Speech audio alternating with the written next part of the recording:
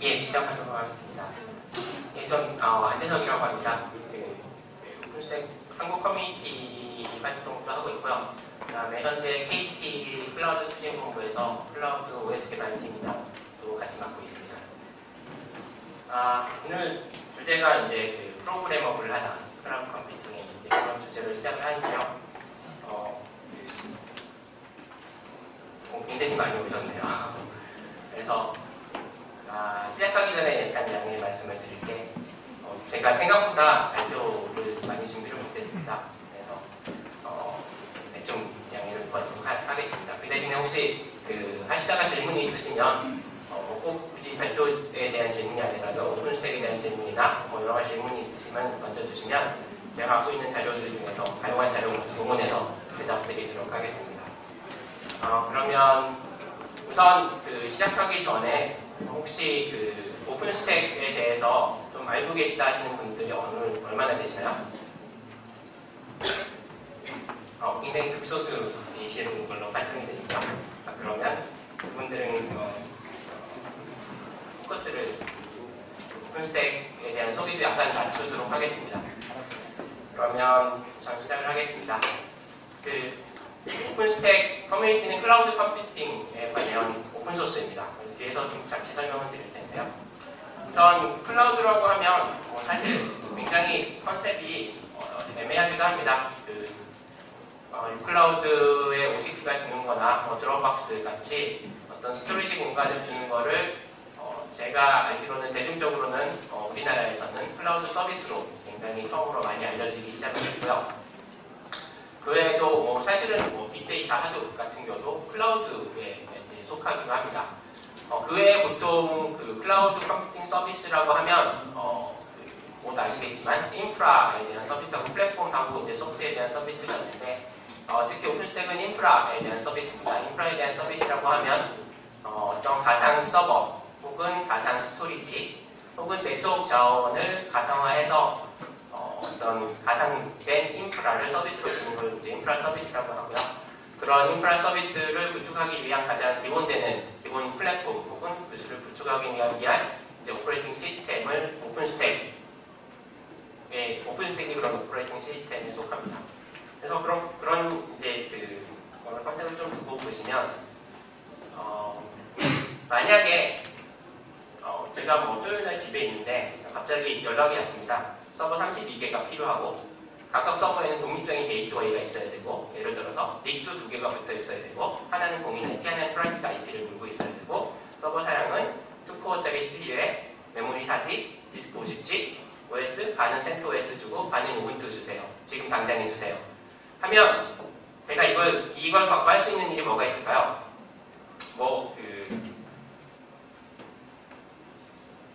간단하게 혹시 이거 아시는 분이 구글 피전을 우선 필요할 것 같습니다. 저 많은 일 혼자서 어떻게 나눠요?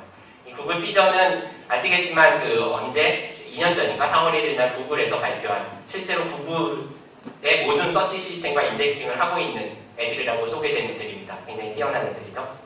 이런 애들이 없으면 토요일 하루에 만에 이 옆에 있는 걸 다 하긴 힘들 겁니다. 그리고 클라우드 컴퓨팅이 아니라면 직접 어떤 데이터 센터에 들어가서 서버를 사서 서버를 설치하고 OS 설치하고 전부 다 피지컬리 해야 되는 일들이 많습니다. 근데 클라우드에서는 이런 일들을 어떻게 할 수 있냐 하면 이런 프로그램 코드로 간단하게 해결할 수 있습니다. 자세히 보이시는지 모르겠지만 보시다 보면 이게 PHP 코드인데요.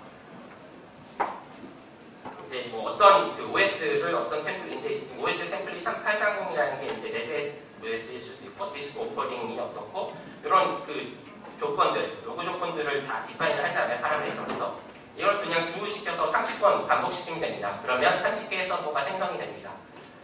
그러니까 서버 생성이지 인프라 리소스들을 요구하는 거지만 클라우드 컴퓨팅에서는 이렇게 프로그래밍 하드, 그냥 프로그래밍 코드로 해결을 할 수 있습니다. 그것들이 가능한 게 당연히 어떤 가상 서버나 가상 스토리지나 가상 네트워크 리소스들을 제어하기 위한 것들이 모두 API로 뚫려 있고, 그런 API로 호출해서 프로그래밍만 하면 이런 것들이 이제 자동적으로 생성이 되는 그런 절차를 거치게 되겠죠. 근데 사실 때마다 요구사항만 짜고 코딩 짜는 것도 귀찮습니다. 그러면 이런 거를 전담해서 할 수 있는 앱을 만들어 버리자.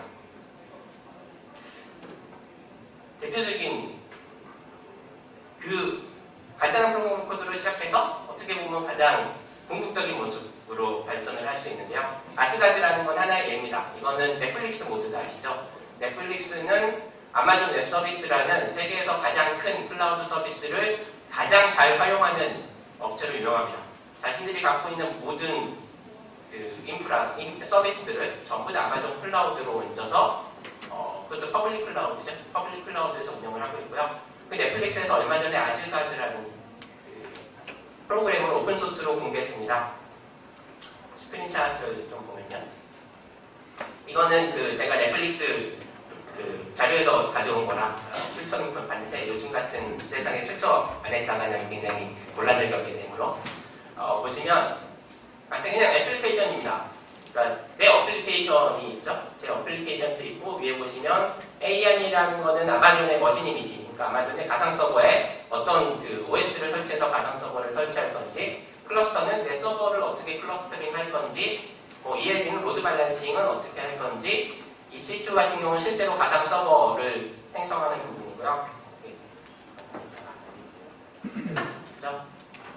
서버 클러스터 어떻게 할 건지, 로드 밸런싱 어떻게 할 건지, 실제로 가상 서버를 어떻게 생성할 건지, 그 다음에 DB, 클라우드상에서 DB는 어떻게 쓸 건지, 굉장히 여러 가지 큐 서비스도 있죠. 큐 서비스도 있고, 여러 가지 서비스들이 매주 가능합니다. 그 다음에 다음 스크린샷을 보시면, 실제로 내가 오토 스케일링이라고 하면 제가 서버를 2대를 갖고 있는데 예를 들어서 내일이 무슨 이벤트 날입니다. 그러면 트래픽이 평소보다 한 10배를 더 증가할 거라는 거는 이제 예측이 되는데 그럼 서버를 10배를 더 증가를 시켜야 되는데요.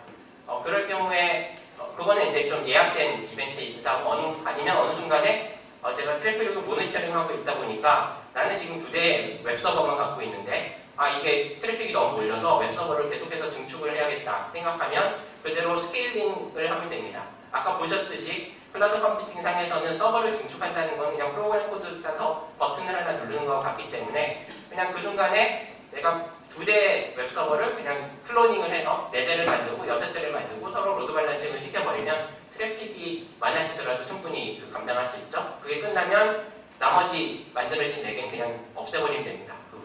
그런 그 스케일링을 하는 것을 자동적으로 할 수 있게 하는 게 오토 스케일링이라는 명령인데요. 오토 스케일링도 어떤 파라메타들을 다 지정을 한다면 오토 스케일링을 하게 할 수 있습니다. 그런 것들을 직접 매뉴얼리 작업하려면 굉장히 복잡한 일이 되는데요. 이 앱에서는 그런 것들을 거의 버튼 하나에 파라메타도 UI에서 등록해서 할 수 있게 굉장히 쉽게 되어 있습니다. 보시면 각각 서버에 대한 서버 리사이즈라든지 지우고 디세이블 시키고 이네이블 시키는 것들도 이런 버튼 하나로 간단하게 할 수 있게 되어 있습니다. 이런 아즈가드라는 게 넷플릭스에서 나온 거고 넷플릭스의 아즈가드로 찾아보시면 깃허브에 오픈소스로 올라와 있습니다. 그러면 내가 서버를 컨트롤하기 위해서 그냥 프로그래밍을 하면 되고 이런 복잡한 일들을 그냥 맨날 코드 짜서 매뉴얼 하기 힘드니까 이렇게 아예 앱으로 만들어서 오픈을 해버리면 만약 내가 서버 관리자라면 이걸 만들어서 개발자한테 그냥 던져주면 됩니다. 그러면 그 다음부터 개발자가 아무런 요청 사항을 할 일이 없습니다. 그냥 개발자가 알아서 앱에 들어가서 필요하면 서버 생성시키고 필요하면 클러스터링하고 필요하면 DB도 생성시켜서 연결시키고 필요하면 로드 밸런싱 서비스도 생성시켜서 서버 간에 맺어버리고 그런 것들을 전부 다 버튼으로 개발자가 다 할 수 있게 되어 있는 그런 UI를 제공할 수 있습니다. 그렇게 되면 클라우드 컴퓨팅, 인프라스트럭처 서비스 굉장히 어렵게 들리는데 생각해보면 그냥 프로그래밍의 한 종류가 되어버립니다. 그냥 프로그래머로서 내가 클래스를 가지고 오브젝트를 가지고 프로그래밍을 하느냐 아니면 그 클래스나 오브젝트가 실제로 가상 서버에 해당하느냐 그런 차이만 있지 리소스를 컨트롤하고 그다음에 그런 것들을 조건에 맞춰서 혹은 어떤 파라메타에 맞춰서 어떤 알고리즘을 통해서 오토 스케일링처럼 늘려준다든지 로드 밸런싱을 하든지 그런 모든 작업을 프로그래밍을 통해서 코드를 개발을 해서 할 수 있는 수준입니다. 그렇게 되면 나는 실제로 서버에 대해서 알 필요는 없겠죠. 그래서 클라우드가 되면 여러 가지 말들이 있죠. 저렴해지고 굉장히 여러 가지 장점이 있다고 하는데 큰 장점은 모든 것들을 다 프로그래밍으로 할 수 있다는 게 장점이 되어버립니다. 그렇게 되면 예를 들어서 앱 개발자는 예전에는 자기가 앱을 개발해서 이거를 실제로 서버에 돌려야 되는데 그러면 서버를 위한 운영자도 필요하고 서버를 잘 아시는 분도 필요하고 서버를 넣을 상면도 필요했는데 이제 앱 개발이라는 프로세스에 서버를 직접 프로비저닝하는 부분까지 다 포함이 되고요. 그 다음에 앱 개발이라는 프로세스에 내가 이 앱을 개발해서 서비스로 오픈을 했을 때 트래픽이 높아지다든지 주위 환경이 바뀌었을 때 나의 그 리소스나 인프라를 어떻게 유동적으로 관리할 건지 혹은 뭐 가상 서버 중에 하나가 죽었으면 이거를 당연히 그 페일오버를 해야 되는데 그런 게 하드웨어 레벨이 아니라 그냥 알고리즘 상에서 페일오버는 이런 식으로 구성을 하면 시나리오로 구성이 되니 이거를 그냥 프로그래밍으로 넣게 되면 앱 개발 프로세스에 서버를 구축하는 것부터 실제로 서버에 앱을 운영하는 것 그 다음에 서버에 트래픽이 몰리거나 서버에 문제가 생겼을 때 페일오버 하는 거, 스케일링 하는 것들이 앱 개발에 전부 다 포함이 될 수 있습니다. 어떤 하나의 코드로. 그렇기 때문에 개발자 입장에서는 훨씬 더 효율적인 어떤 시스템을 개발을 할 수 있고요. 어떤 소프트웨어를 개발해서 서비스로 하는 데까지 거의 어떤 다른 쪽에 도움이 없이 유연하게 할 수 있는 그런 장점이 생겼고요. 사실 제가 할 말은 오늘 답니다. 이건 내가 여기서 끝내면 많이 화를 내시겠죠? 그래서 그러면 클라우드 컴퓨팅이라는 게 그런 거를 가능하게 만들어준다는데 그러면 도대체 그 아래서는 어떤 일들이 벌어지고 있기 때문에 그런 게 가능하게 되는지 간략하게 그럼 뒤에서는 그 부분을 좀 설명을 드리겠습니다. 이 그림은 제가 요즘에 좀 자주 쓰는 그림이라 좀 보셨을 수도 있는데요. 이게 실제로 클라우드 인프라 서비스를 구축하기 위한 모든 건 아닙니다. 그냥 대표적인 어떤 그 소프트웨어 스택 혹은 기술들에 해당을 합니다. 한번 보시면. 그리고 그 가로 안에 있는 건 다 오픈소스들입니다. 아래는 뭐 크게 보실 거 없고요. 데이터 센터에 대한 부분이니까 몇 번 말씀드렸지만 데이터 센터나 서버 설계에 대한 것도 오픈 컴퓨터라는 프로젝트로 오픈이 되어 있습니다. 페이스북에서 만든 거고요. 관심 있으시면 이쪽은 오픈 컴퓨터에 들어가서 보시면 됩니다.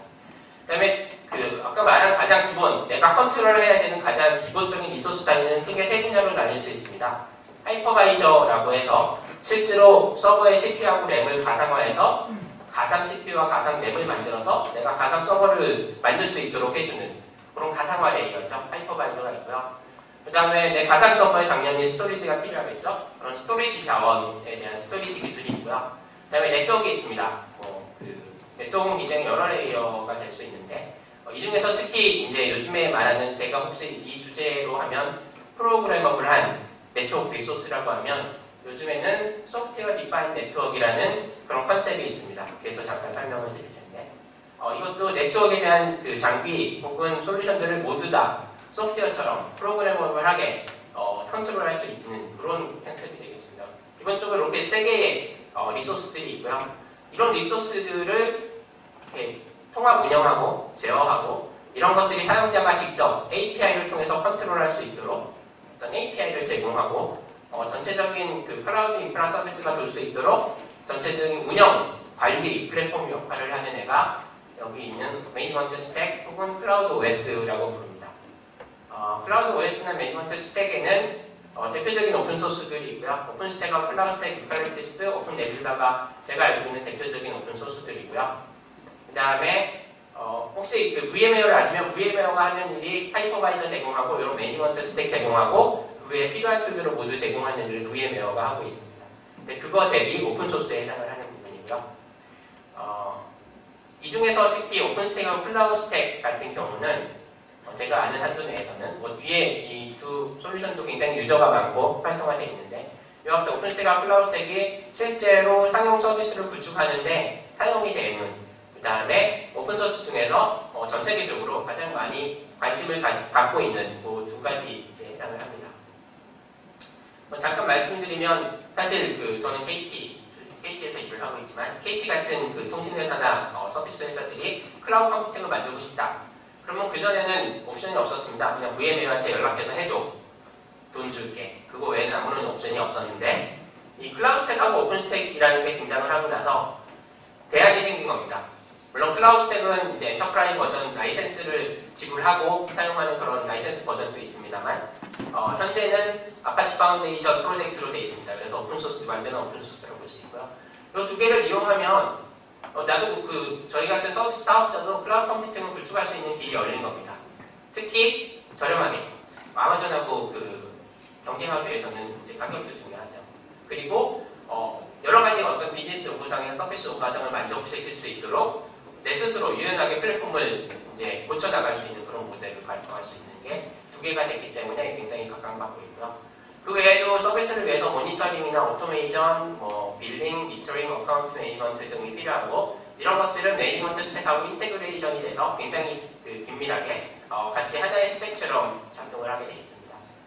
여기 적힌 자비스나 라기오스 컬렉트비 같은 것들이 있는데요. KT는 순수하게 이것들만 이용해서 모니터링 시스템 구축합니다. 특히 이 모니터링 항목에 있어서는 이 기술들은 오픈소스라고 하지만 거의 가장 많이 쓰이는 여타 상용 솔루션하고도 충분히 비교되고 그보다 훨씬 많이 쓰이는 솔루션들이라고 보시면 됩니다. 좀 관심 있으시면 이렇게 들어가서 보시면 되고요. 오토메이션도 또 퍼핏하고 셋 굉장히 많이 쓰이고 있습니다. 상용에.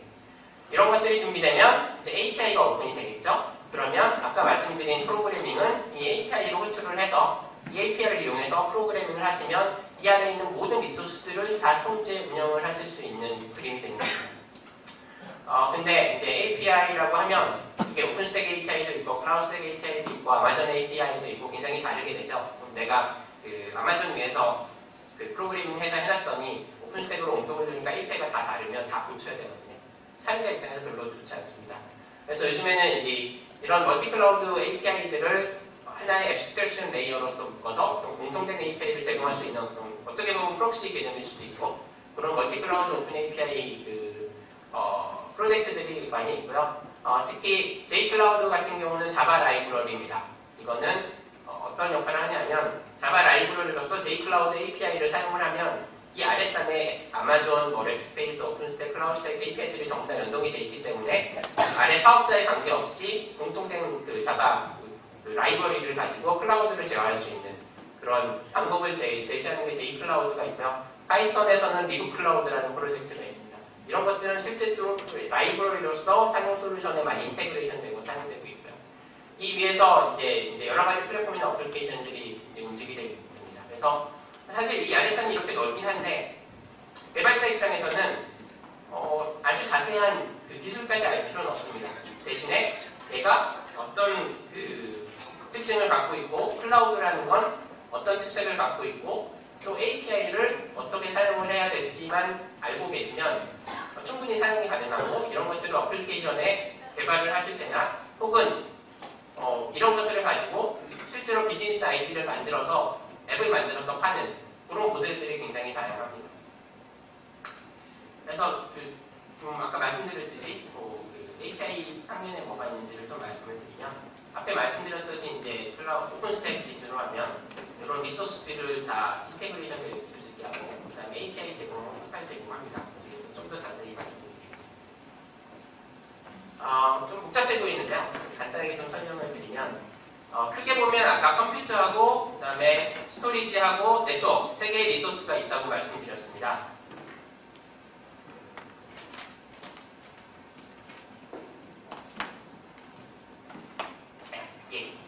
그 중에서 컴퓨트 리소스, 내가 어떤 서버의 CPU나 램을 가상화를 해서 이런 것들을 실제로 가상 서버로 만드는, 그러니까 서버 쪽 컴퓨트 리소스에 대한 거를 관리해주는 애가 하나가 있어야 됩니다. 노바라는 애가 있고요. 오픈스택 기준으로 하면 그 다음에 글랜스는 이제 약간 다르는데 가상 서버를 생성시킬 때 요 가상화를 통해서 서버를 생성시키면 그냥 베어메탈, 그러니까 아무것도 설치 안 된 CPU하고 램만 설치된 애가 딱 제공이 되면 거기에 OS를 깔아야겠죠. 그럼 베이스 OS 이미지를 제공하는 서비스가 글랜스 서비스라는 게 있습니다. 그 다음에 그런 이미지들이 실제로 저장이 돼야겠죠. 그걸 저장하는 게 스위프트라는 서비스가 있고요. 대신에 이런 스위프트라는 서비스는 요 맥락에서 말고 그 다음에 단독으로 아마존으로 생각하면 이제 S3, 심플 스토리지 서비스라고 하는 오브젝트 스토리지 서비스로서도 스위프트를 사용하면 그런 오브젝트 스토리지 서비스를 구축을 해서 사용할 수 있게 되어 있습니다. 그 다음에 이제 중요한 게 네트워크이죠. 그러니까 컴퓨터 나왔고 네트워크입니다. 네트워크 에저 서비스, 네트워크에 대한 그 기능들, 네트워크라고 하면 실제로 내가 네트워크 간의 인터페이스를 어떻게 맺을 것이며 버추얼 빅에 네트워크를 어떻게 붙일 것이며 그런 것도 있지만 로드 밸런싱이라든지 파이어월이라든지 그런 네트워크 관련된 서비스도 전부 다 네트워크에 포함이 하고요. 이런 퀀텀은 그런 네트워크 서비스를 네트워크 리소스들을 실제로 제어할 수 있게 해주는 서비스입니다. 퀀텀이라는 애가 있고요. 그 다음에 이제 호라이즌은 대시보드고요. 그 다음에 키스톤은 통합 인증이고, 그 다음에 마지막으로 볼륨이죠. 그 가상 서버에 붙이는 볼륨을 어떤 API를 통해서 제어할 수 있도록 운영할 수 있도록 해주는 신더라는 프로젝트가 있습니다. 그래서 가장 기본이 되는 것은 노바, 컴퓨터 자원에 대한 관리, 퀀텀, 네트워크에 대한 거, 신더, 볼륨에 대한 거 이런 세 개가 있으면 기본적으로 가장 필요한 세 개 리소스를 모두 다 컨트롤할 수 있는 그런 모듈을 갖추게 됩니다. 그 다음에 나머지는 서비스에 필요한 애들이고요. 그래서 오픈스택은 그런 모듈로 구성이 되어 있습니다. 약간 더 자세히 이제 말씀을 드리면 그 노바에 대해서 이제 좀 오픈스택에 처음 들어보시는지 말고로 좀 설명을 한번 하겠습니다. 간단한데요.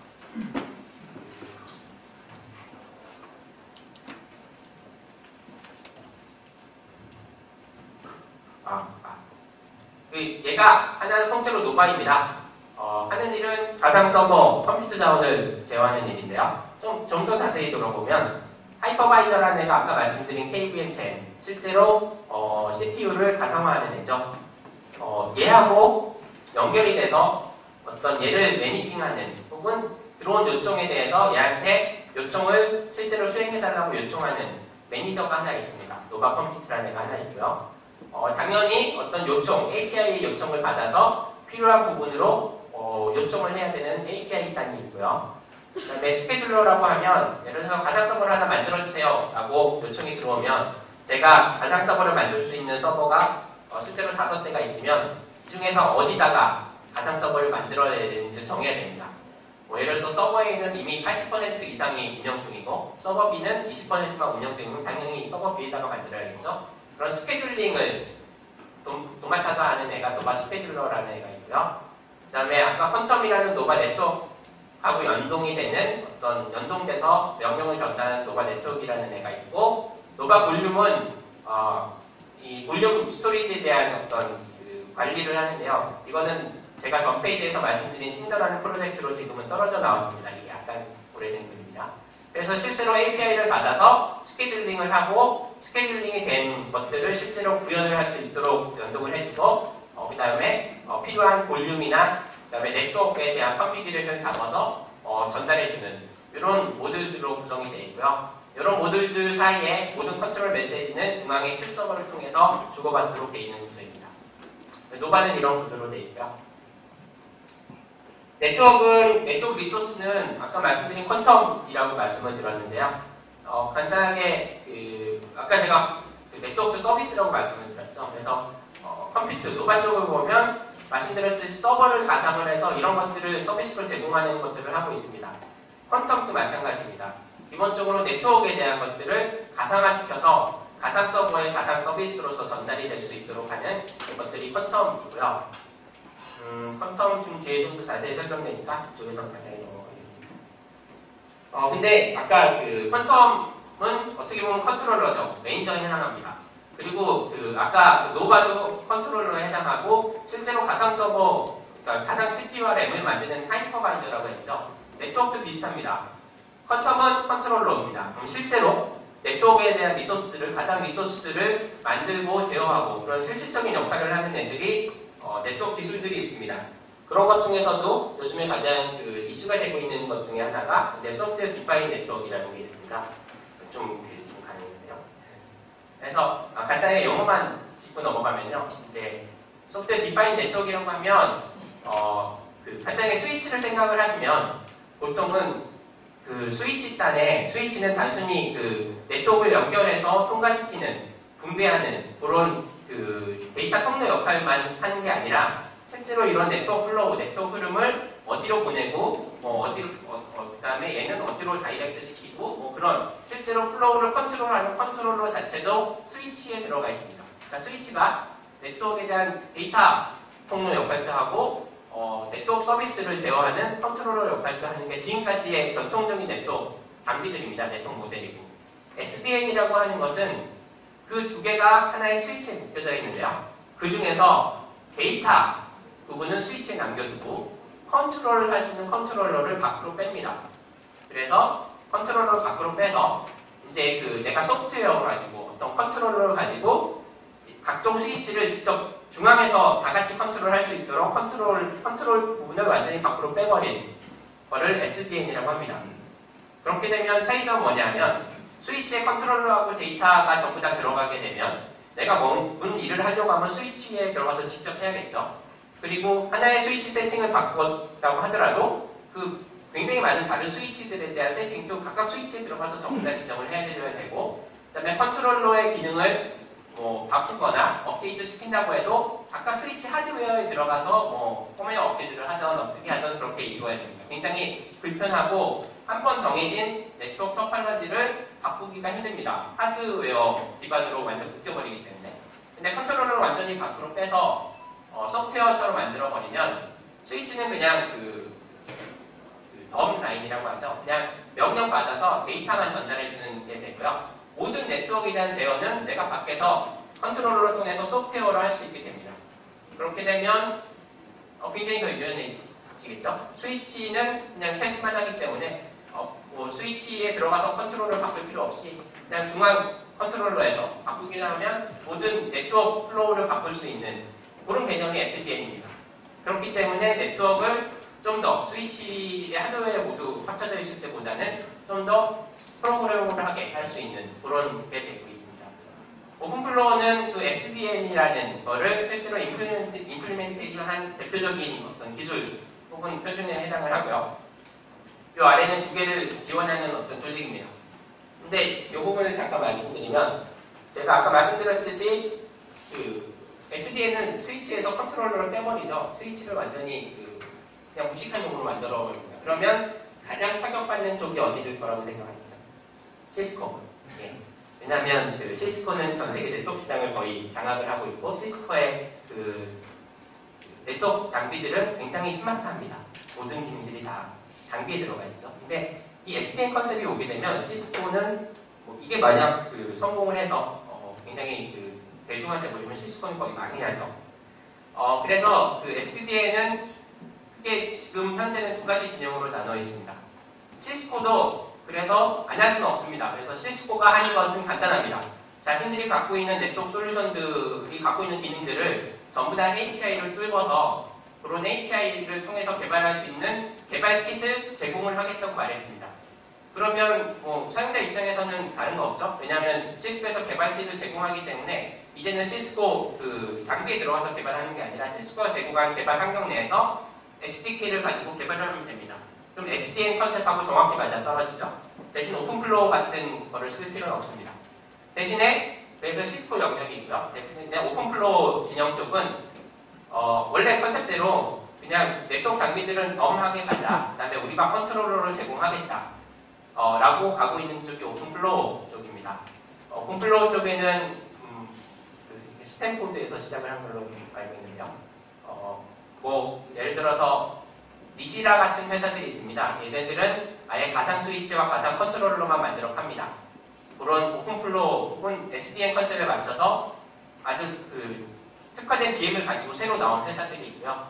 그 다음에 기존의 장비를 파는 회사들이지만 좀 마이너했던 NEC라든지 그 다음에 HP 같은 경우도 오픈플로우를 밀고 있습니다. 그래서 지금은 SDN이라고 하면 시스코와 넌 시스코 오픈플로우 쪽으로 나눠져 있다고 보시면 되고요.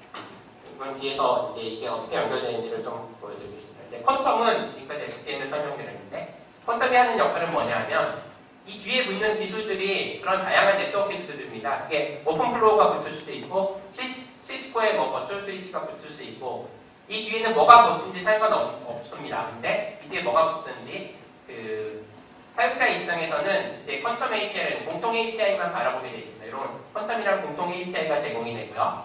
그 다음에 이 공통 API에 포함이 되지 않는 기술별 특화된 기능들은 API 익스텐션을 통해서 제공이 되도록 그런 API 단이 마련되어 있고, 그 다음에 뒤에 플러그인이 있습니다. 플러그인이라는 것은 마치 드라이버처럼 이 뒤에 시스코 기술을 붙이려면 시스코 플러그인을 개발해서 여기다 넣어버리면 이제 이렇게 인터페이스가 돼서 작동이 되고요.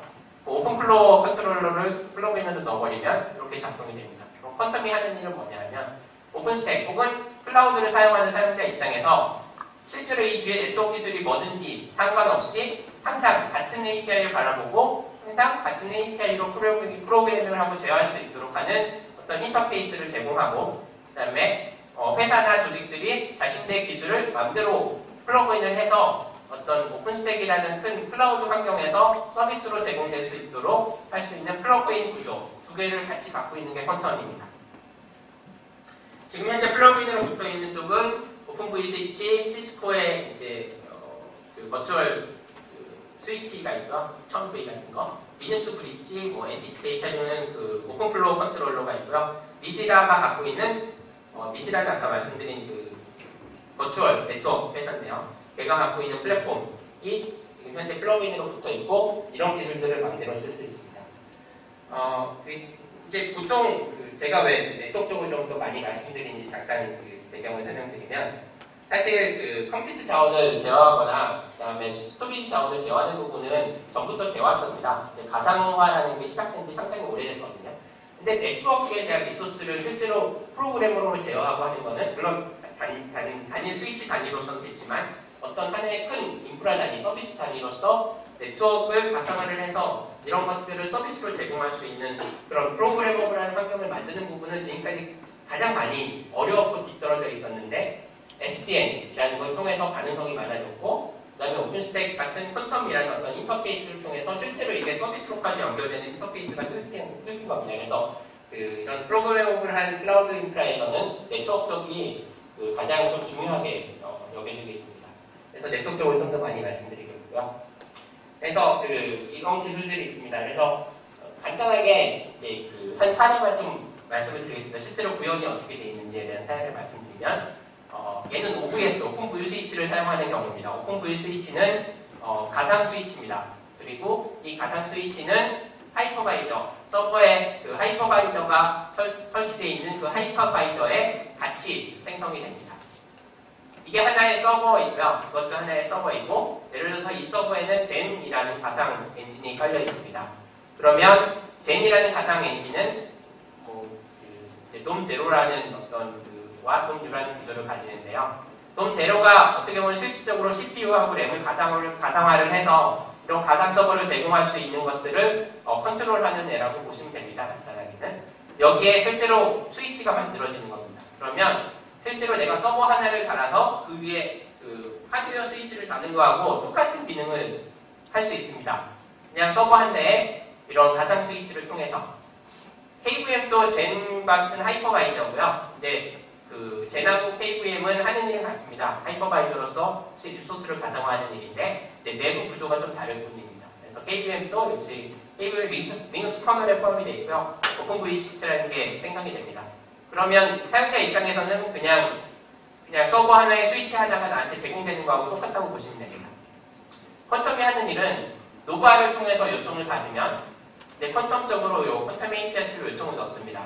그럼 이 퀀텀 API는 이런 요청된 사항들을 플러그인을 통해서 이 퀀텀 에이전트라는 사람한테 반영을 시키고요. 에이전트는 실제로 이런 업데이트되는 내용들을 실질적으로 구현하기 위해서는 오픈V 시트를 써야 되기 때문에 이런 그 요청된 사항들을 실제로 실현하기 위해서 오픈V 시트를 컨트롤하는 역할을 합니다.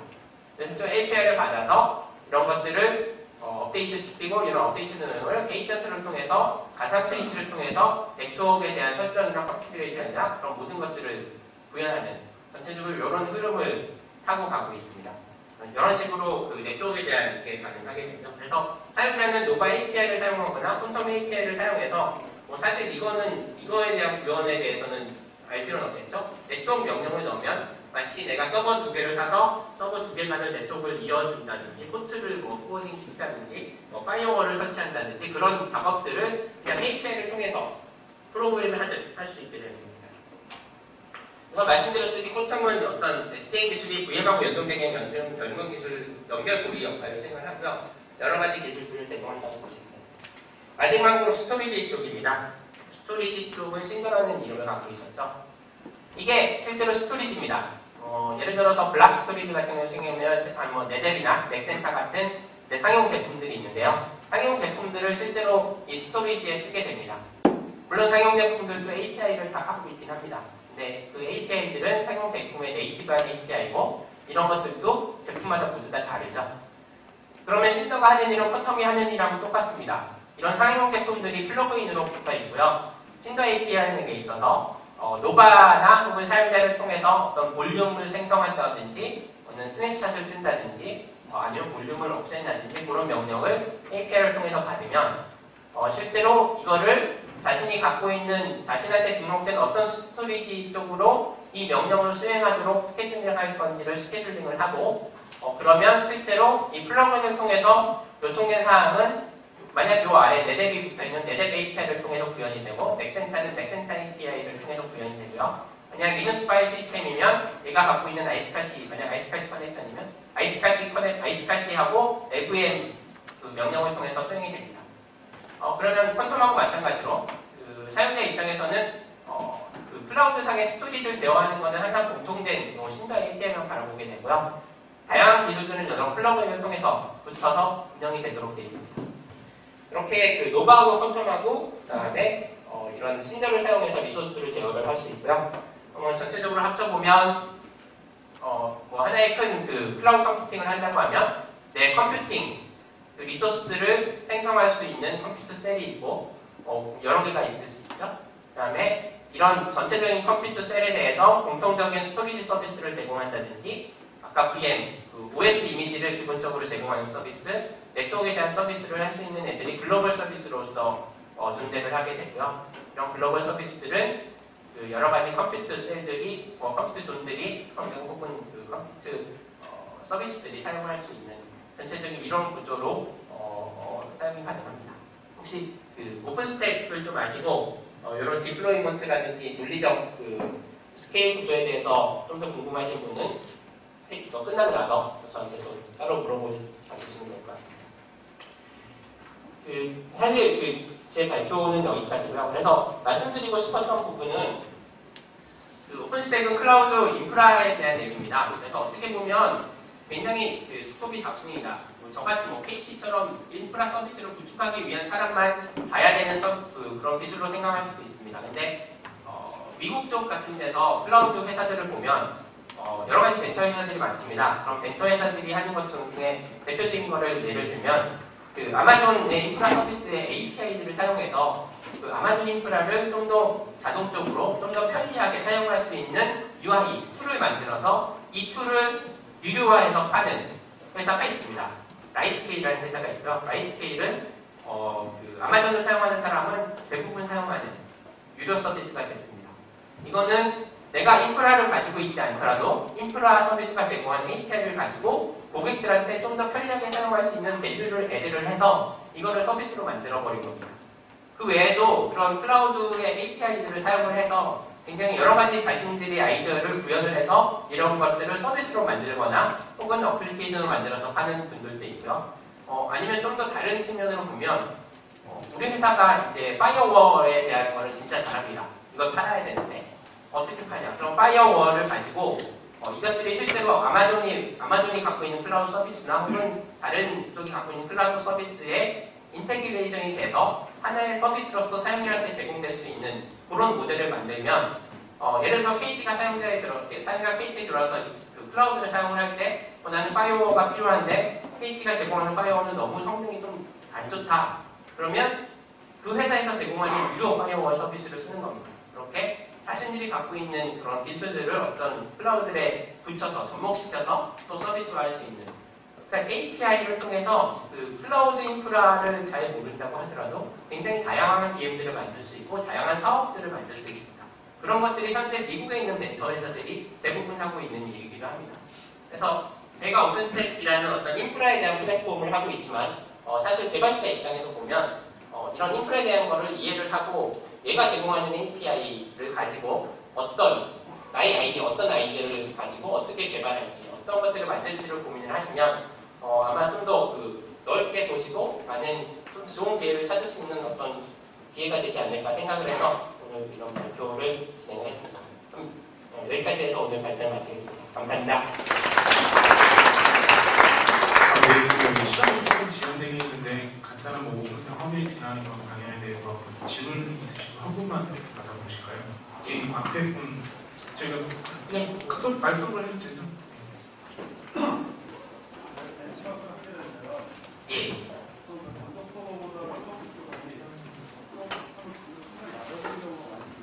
예.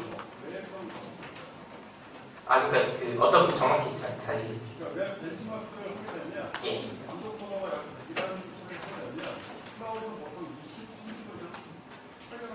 예. 아, 우선은 클라우드는 어떤 그 V코어라는 개념을 쓰는데 그냥 CPU를 가상한 겁니다. 그러니까 예를 들어서 그렇기 때문에 실제 코어보다 V코어는 성능이 낮을 수밖에 없고요. 그래서 실제 피지컬 2코어를 쓰는 거하고 V코어 두 개를 쓰는 건 성능 차이가 있습니다. 그 다음에 두 번째 구조적으로 볼 때 클라우드 서비스를 할 때 어떻게 구성이 되냐면 아까 말씀드렸듯이 어떤 서버에서 그 CPU 램을 가상을 해서 만든 다음에 실제로 OS가 들어가는 건 스토리지 영역에서 들어갑니다. 그러니까 그러니까 내가 갖고 있는 피지컬 서버라면 CPU 램이 있고 하드디스크, 로컬에 붙은 하드디스크에서 OS가 들어가는 반면에 클라우드는 CPU하고 램을 가상한 다음에 베이스 OS를 돌리는 부분이 네트워크로 연결된 스토리지일 가능성이 거의 많습니다. 그렇기 때문에 그 네트워크를 통해서 스토리지로 연결이 되고요. 그래서 스토리지하고 실제로 컴퓨터 호스트 간에 어떤 네트워크가 연결되어 있는지 혹은 그 다음에 스토리지 하나를 굉장히 여러 가지 컴퓨터 호스트들이 공유를 하게 됩니다. 그 말은 내 개인 서버를 쓰면 내 CPU 하나에 내 하드디스크 하나인데 클라우드에서는 VM이 10개가 있으면 이 10개의 VM이 하나의 스토리지 영역에서 10개의 OS로 들어갑니다. 당연히 병력 형상이 일어날 수도 있습니다. 그래서 클라우드 컴퓨팅에서는 그런 스토리지를 얼마나 잘 튜닝을 하고 속도를 높이는가 중요한데 아무래도 로컬 서버에 로컬로 붙어 있는 것보다는 당연히 그 퍼포먼스가 낮을 수밖에 없습니다. 그 대신 굉장히 어떤 스케일업을 한다든지 내 베이스 OBS 이미지를 스냅샷을 떠서 클로닝하는 부분은 굉장히 쉽지만 그 외에 퍼포먼스 쪽에서는 피지컬 서버에 대해서 이제 낮을 수밖에 없는데요. 그 부분을 그렇게 생각을 하시면 됩니다. 그래서 그런 구조가 있고요. 그래서 클라우드 컴퓨팅 서비스가 만능은 아닙니다. 당연히 어떤 부분에 있어서는 퍼포먼스가 느릴 수도 있고 문제가 생길 수도 있는데 클라우드 컴퓨팅이 가진 다른 이점 쉽게 내가 같은 서버를 클로닝을 해서 쉽게 서버를 만들 수 있다든지 혹은 들어오는 동적인 요구사항이나 트래픽을 파악해서 거의 분단위 혹은 온 디맨드 형태로 서버 형태를 클로닝하거나 바꿀 수 있다든지 다양한 그런 제어나 운영 측면에서 많은 장점을 주고 있기 때문에 그런 장점을 잘 활용하고 거기에 맞는 쪽에서 클라우드 컴퓨팅을 쓰시는 게 맞고요. 만약에 내가 하이 퍼포먼스를 필요한다고 했을 때 그때는 클라우드 컴퓨팅 쪽으로 접근하는 거에 있어서는 굉장히 많은 고려사항을 하셔야 됩니다. 물론 회사에서는 하이 퍼포먼스 컴퓨팅 서비스를 제공하는 쪽도 있지만 그래서 클라우드 컴퓨팅은 대답이 되셨는지 잘 모르겠는데요. 예, 네, 이것으로 발표해 주신 대성 박사님께 큰 박수 부탁드립니다. 그냥 질문하시는데 한 분이라 와서 받아주세요.